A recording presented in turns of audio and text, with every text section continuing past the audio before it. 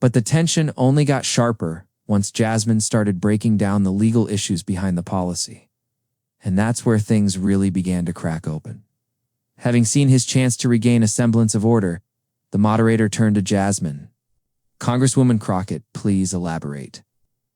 Jasmine straightened up, rolling her shoulders once, not for show, but because she was settling into the part of the conversation she knew better than anyone on the stage: legal structure. Statutory language, the fine print everyone else avoids. This was her terrain. She started with a calm, educative tone.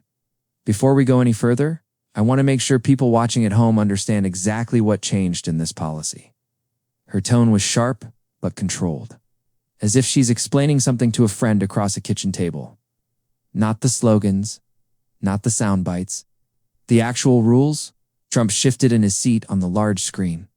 "Here we go," he muttered, just loud enough for his microphone to pick it up.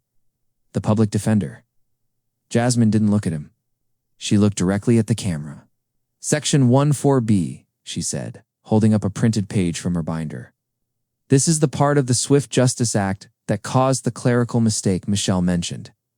It mandates that any outstanding warrant, no matter how minor, must trigger a 48-hour hold for federal review if the new system flags a data mismatch. The language is confusing, even for attorneys.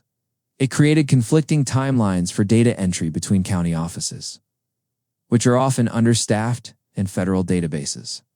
When those timelines don't match, people get detained automatically. Not because they're a danger, but because the software says so." The audience reacted immediately. A low wave of recognition moved through the studio. People understand confusion. They live with it every time they deal with paperwork, taxes, healthcare, or anything official. Trump tried to cut in, louder than before. "No one reads those sections. This is all exaggerated. It's for the lawyers." Jasmine turned slightly toward him, her expression staying even. "I read them. That's my job. As a member of Congress, I'm supposed to understand the laws we pass. As the president, you're supposed to understand the executive orders you sign." Somebody in the audience let out a short, sharp laugh. Jasmine said, her voice steady, "I'm not here to argue with headlines. I'm here to explain how this policy was built, because that's where the problems start. When you put pressure on local courts and police departments to be efficient without increasing their resources, the whole system stretches past its breaking point. And families, like the Reyes family, pay for that." Trump jumped in again. "It's not broken. You're acting like the country's falling apart." Jasmine leaned forward, planting her elbows on the table. "Tell that to the dad who was detained because a date was typed wrong. Tell that to his daughter who thought her father was gone forever." The moderator raised a hand. "Let's allow the Congresswoman to finish her point." Jasmine briefly thanked him, then turned back to the camera like she was speaking directly to someone watching from their living room in Ohio or Texas. "I spoke with public defenders in Philadelphia last week," she said. "They told me they're seeing more cases delayed, or people held overnight for nonviolent offenses, all because of errors caused by this new, rushed system. This isn't an attack. It's documentation. It's reality on the ground." Trump's face tightened. "Those defenders are political. They hate me." Jasmine didn't look away. It wasn't ready for a simple typo. For a moment, the studio felt heavy with silence. Trump's face on the giant screen tightened. "That story's exaggerated. Completely exaggerated. You're spreading things that aren't true. It's fake news." Michelle didn't flinch. She didn't raise her voice. She simply stated, "I spoke to the family yesterday, Mr. President. Sophia is having trouble sleeping." The audience erupted. That simple, personal fact had more power than any political attack could have. The moderator tried to regain control. "Order, please, order." But the noise continued to rise. Meantime, Jasmine watched Trump closely, her eyes narrowed. She was just waiting for her opening. She sensed something in his tone, something defensive, something rattled, and she was ready to take that energy and flip it. Trump tried again, his voice rising. "The media pushes these emotional stories to attack me. It's unbelievable how coordinated this stuff is." Jasmine jumped in, her first words of the night. "So you're saying the arrest didn't happen?" Her voice cut through the noise like a blade. It wasn't a question. It was a challenge. Or are you saying the Glendale Police Department can't handle a basic administrative error? Trump fired back. I'm saying the media manipulates everything. They're liars. Jasmine smiled, not mockingly, but knowingly. The smile of a prosecutor who had just led a hostile witness into a trap. The arrest report is public record, Mr. President.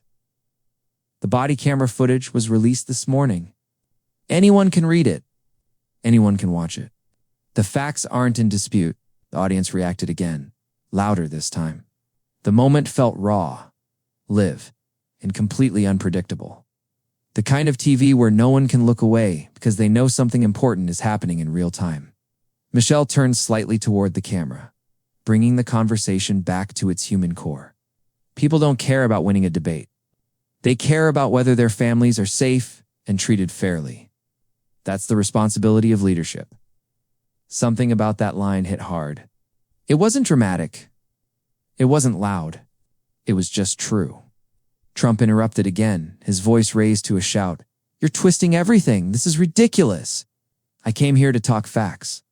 Jasmine leaned in, her eyes locking onto his image on the screen. Great, let's talk facts.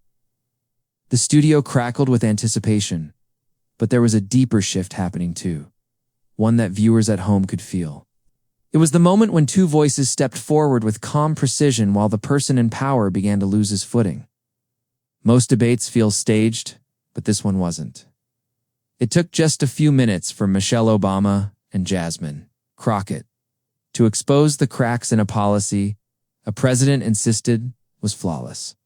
And the way he reacted said more than any headline could. There are moments on television that don't wait for introductions, don't ease people in, and don't bother setting a mood. They just hit you the second the screen lights up. That's what happened the night millions of Americans tuned in to watch a national political forum that was supposed to feel predictable. But nothing about what unfolded that evening felt predictable at all. Picture this: a studio in Washington, D.C., bright stage lights bouncing off glossy floors, every seat in the audience filled. The camera operators were already sweating, not just from the heat of the lights, but because they could sense the temperature shifting in the room. Backstage, the atmosphere was a study in contrasts. In a sterile green room, connected via a secure high-definition feed, President Trump sat at a large mahogany desk, flanked by two nervous aides. He wasn't reviewing policy notes. He was scrolling through his social media feed on a phone, a smirk playing on his lips. He felt confident, almost bored. This was his arena. A televised forum, a chance to dominate, to put his opponents in their place. His chief of staff, a man who looked permanently exhausted, paced in the corner, muttering into his own phone. Yes, sir, the talking points are loaded. It's a softball environment. They won't know what hit them. He didn't sound convinced. He had seen the president go off script before, but tonight, the stakes felt different. The opponents weren't just politicians. They were cultural figures. In another green room, just down the hall from the main studio, the energy was completely different. It was calm, focused, a quiet pocket of resolve in a building buzzing with anticipation. Michelle Obama sat on a simple couch, a folder of letters resting in her lap. She wasn't reading them. She knew their contents by heart. They were from mothers, teachers, and small business owners from across the country. People who had written to her not as a former first lady, but as someone they trusted to listen. Jasmine Crockett stood by the window, looking out at the city lights. She held a single thick binder, its pages tabbed with military precision. She wasn't nervous, but she was coiled, like a prosecutor just before entering a courtroom. She had spent weeks preparing for this, not for a debate, but for an indictment. Michelle looked up as Jasmine turned from the window. You ready? Michelle asked, her voice soft but steady. Jasmine nodded. As ready as I'll ever be. The facts are on our side. The law is on our side. Michelle smiled faintly. Facts and law are important, but don't forget the people. Remind them who this is really about. The rest will follow.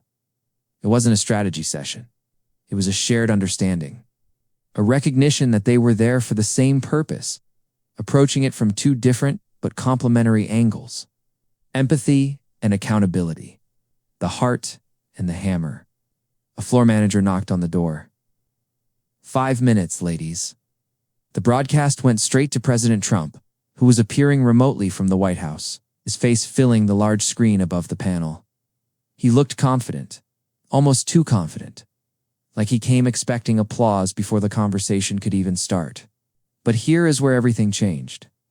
The moderator, a veteran journalist named Tom Harrison, who had seen it all, denounced the two other guests, Michelle Obama and Congresswoman Jasmine Crockett. The audience reaction hit immediately, not chaotic, but sharp. A wave of applause and anticipation. Michelle walked out with a calm, collected stride, in that same steady expression she's known for when the room is heated.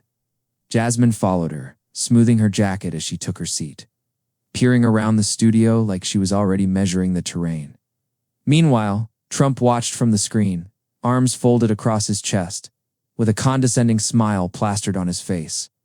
By the time Tom Harrison had barely finished explaining the purpose of the segment to discuss the administration's new disagreements, swift justice criminal justice policy, the energy had shifted again.